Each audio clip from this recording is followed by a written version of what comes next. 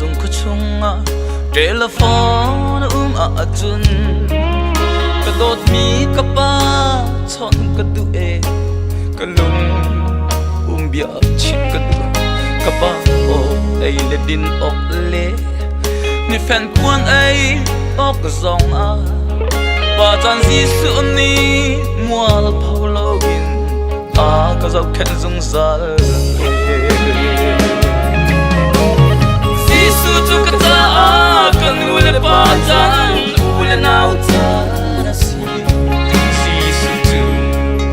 ka ta zai song be a ka ta dam na ka si boya si ka him na kal Kamitli akan hobiak tu asi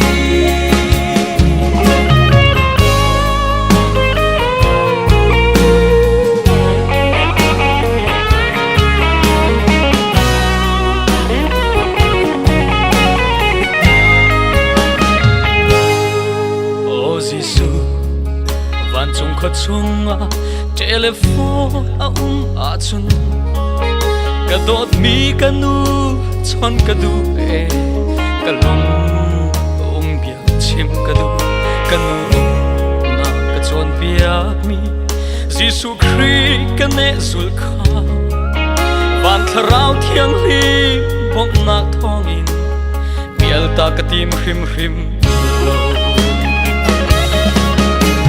Giêsu cho ka ta ka nu le pa chan u le na chan si Giêsu chu ka cha zai zong te a si ka cha dam na ka si boy si ka him na ral huang le ka mi thi a ka no pian tu a